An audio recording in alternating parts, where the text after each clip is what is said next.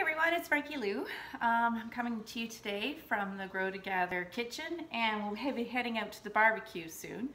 And I'm going to show you how to do my smoked lemon pepper seasoning. This is a long recipe.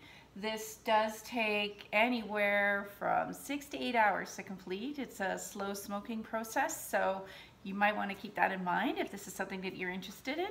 It's a bit of a time commitment and there is a lot of work involved.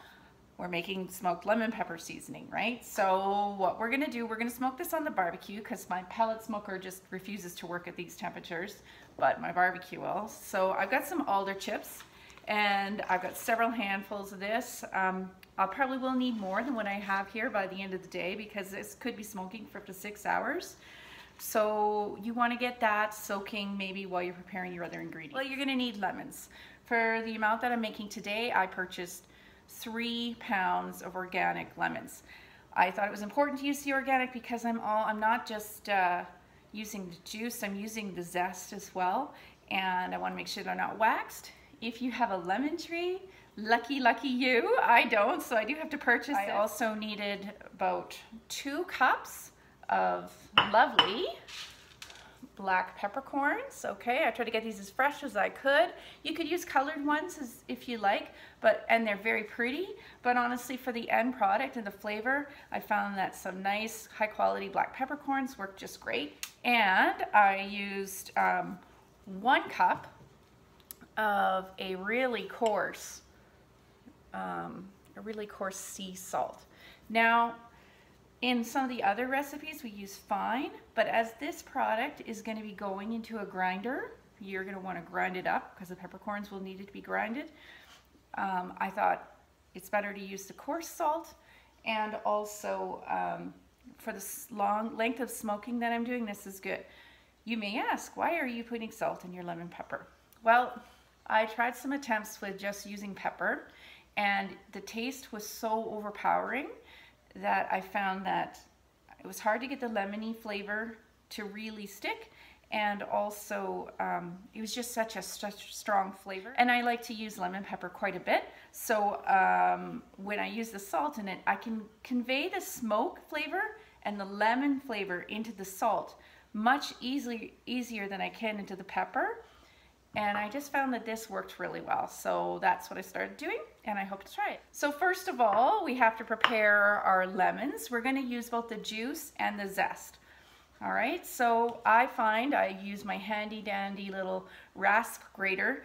This is my favorite tool for zesting lemons because I don't want any of the white pith. I just want the very, very edge. And I just find I don't even try to grate lemons with any other product, because this way I can be sure I'm just going to get that nice, and the smell is so great, and the nice oily skin. Okay, you want the nice oily skin, that's it, and none of the bitter pith underneath. So I got a nice little bit here. I'm going to pop that in there with my 3 pounds of organic lemons that I've got. I've got about 3/4 cups of fine grated lemon zest in the end after processing all that. I then also cut these lemons up and I squeeze them with my hand into my juice container here. Okay, so after juicing 3 pounds of organic lemons, I ended up with almost exactly 2 cups of juice. You're gonna have different results, right? Lemons are notorious for being different in terms of their juiciness. I'm gonna keep the rest of the juice that I don't use in the freezer for future use, and I will use some though to bind the smoke to the salt. I'll show you that in a second. So first what I'm gonna do is I'm gonna process the peppercorns. I cannot put in full peppercorns in the barbecue for smoking because honestly, unless they're open and some of their oils they're open so that they can basically suck in some of that smoke flavor, and I'm gonna crack them. I don't want to grind them because you want to have a nice cracked pepper. I've tried doing it in my like my coffee grinder, and I end up with a powder. I don't want a powder. I want a nice cracked peppercorn, sort of this texture here. I've already spent a little bit of time doing this, but I'm going to show you the two ways that I found most effective for doing this. I've tried, like I said, putting in the blender, and I end up with a really inconsistent product. So instead, you can use your handy dandy cast iron pan, the back of it, to press peppercorns. But I found my favorite tool, if you do have one of these at home, my marble or stone rolling pin is really great for doing this, because I find that you get a lot of good control with it. So what I've done is I put some peppercorns in a nice cookie sheet here, and I'm just going to crush these. Now please don't laugh, but I'm not terribly tall, and when I'm doing a job like this to get extra height, so I have some extra power, like when I'm making my pastry crust, I actually stand on a little stool. Woo, you're gonna lose me here. So I stand on this stool while I'm actually doing the crushing, and I'm pressing down, and it gives me just that extra little bit of power to help. And honestly, when you're crushing something as much as like, it might not seem like a big job, but it does take a little while to properly crush up 2 cups of peppercorns. So I'm going to do that now and come back to you. All right, so that's a bit of a workout, but if you look here, I have a really nice sort of mostly cracked open texture here, which would be perfect for smoking. Like I said, I wanted to have it be nice and coarse. I don't want a powder at all, okay? All right, so now what I've done is got myself 2 parchment paper lined cookie sheets. All right, I'm going to take my pepper, spread it on one, and I'm going to take about half of this lemon zest that I've made here. So it's 3/4 of a cup, so I'm going to just eyeball this, and I'm going to mix that in to my peppercorn. Now, I'm not using it all because I'm going to add some more later on in the recipe. One of the reasons why I'm adding some now is to get those oils into the peppercorns a little bit more. That will help the smoke to bind to it, obviously, to add some lemony flavor, okay? And I just want to mix that up really well. I'll show you the texture in a minute so you can see. All right. And then I also want to get my salt ready. I find that it's good to add a little bit of liquid to it to help the smoke bind to the salt. So rather than putting some flavorless liquid in, and I know that this will mostly lose its flavor while it's smoking, I'm going to use some of this lemon juice so I have 2 cups of salt here, and I'm going to put into it 1/4 cup of my fresh lemon juice squeeze to start. I'm going to stir it up. That is going to really help the smoke to bind to the salt, and it's also going to give it more of a lemony flavor. So I'm going to spread that out evenly onto another cookie sheet. That's been lined, and I will now show you how both of these look so you're ready to stick them in the barbecue. Okay, so this is our lovely peppercorn mix of peppercorn and lemon zest, and this is our sea salt with a little bit of lemon juice. Okay, so I have my ingredients all prepared, and now I have to prepare to create some smoke on my barbecue. I'm very fortunate in that I have a barbecue that has one of these wonderful trays, okay, which goes in, you put your smoking chips in here, and it rests it right on the grill, well, right on the flame, and I can put it to very minimal heat, which is what I want to do. I just want to have a slow heat for this. I don't really want to be cooking it. I just want to give it long, slow cold smoke so that it has an opportunity to really absorb that flavor. If you don't have one of these, don't worry. You can still do this as long as you have 2 or 3 burners on your barbecue. You get yourself either one of these, this is well used as you can see from before I had this barbecue, a metal box that has holes in the top. You put your chips in there. You place this on one side of the barbecue directly on the flame, so you're going to want to remove the grating for that.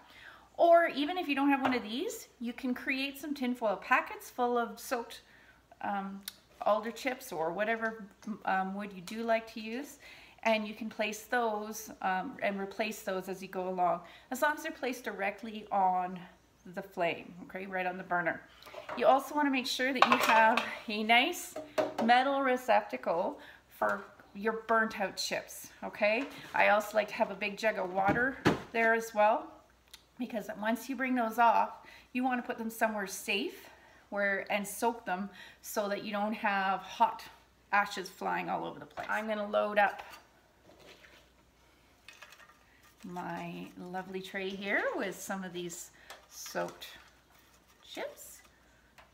Okay, and I've got my barbecue already turned on out there. I've got my barbecue on a very, very low heat here, and it's just starting to build up some nice smoke, so that's great. I'm going, and that's on this side of the barbecue. So what I'm going to do now is I'm going to place my trays. I don't like opening it for much because I don't want to waste any of that smoke. I'm going to place my trays one top here and one down below. I'm going to have to change this smoke as the wood chips burn out. Usually on this low of a heat, we're looking at least a half an hour here for me. And when I do that, I will quickly also check my both my salt and my pepper mix. Stir them every once in a while, probably about once an hour or so, and also rotate the trays every once in a while to make sure that I get a nice even smoke distribution. But I'm probably looking at least 4 hours of smoking here. Okay, so it's a long process, but it's worth it. So I'll be back soon. All right, it's getting near dark here, so I thought I better give an update on this smoking scenario. The salt and the pepper have been smoking separately now for approximately 3 hours. I've had to change the chips several times. It's time for a chip change now, so I thought as good a time as any to show you what's going on. Yeah, these are pretty much spent. All right, so I'm gonna give them a little dose with water before putting them in their metal thing so I don't burn down my house. Okay, so I have a nicely freshly filled tray. Gonna pop that in my slot. I've found that it's been pretty consistently almost exactly a half an hour, which is really easy for timing for how long it's taking for these chips to be spent. Also, I just recently shifted this on the last chip change, shifted the trays up again, and I'm just going to give everything a little stir.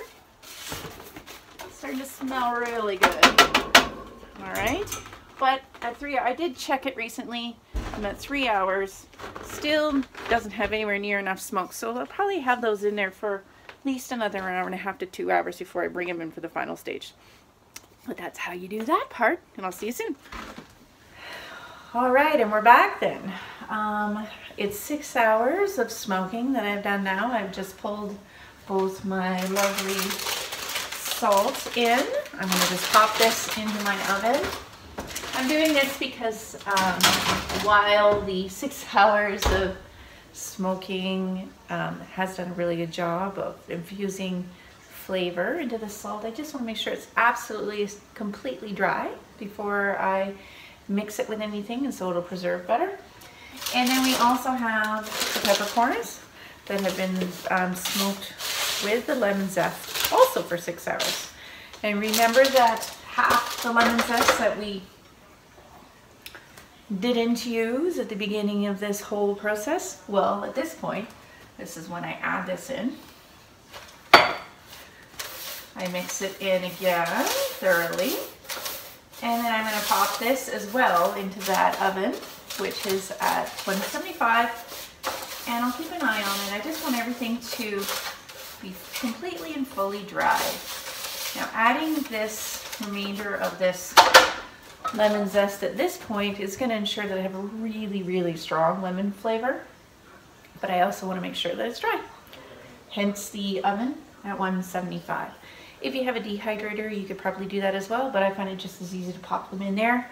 I check them every 15 minutes. Usually takes between half an hour and an hour to dry completely. So I'll come back when it's all done. Okay, we're in the home stretch here. We've got our our smoked salt and our smoked peppers with the lemon zest. They've been both smoked on the barbecue for 6 hours, and now they've been placed in the oven. I think it took just under half an hour for these to be dried out completely, and I really did want it to be bone dry. Okay, so now it's just a matter of letting these cool a bit, mixing them together. I have let them cool a little, so I'll show you that now. And then when I'm all done, I'm going to package them into some nice little grinders and give this away as Christmas presents. So another reason why I enjoy working with parchment paper is it's very easy to, I'm not going to make a mess at all while I'm transferring stuff from the cookie sheet. And I'm going to give this a nice little mix. I can really smell the lemon, the smoke in here, and the pepper. You can see I've got quite a nice little batch here that I can package up and send away to my family and friends for Christmas, and of course keep a little bit for myself for the next year. I find that these seasoned salt, smoked and pepper blends keep for about a year really well if they're kept in a nice sealed container, like a mason jar, until you put them into the grater. So I hope that was helpful. I know that was a long one, guys, but I really think this one is worth it. And I hope you'll give it a try. Also, if you're interested in some of our other spice blends or other cooking recipes, stuff we do in the garden, everything else that goes here on the homestead, please do subscribe to our channel. And as always, I hope you take this chance to grow together today. Have a great one.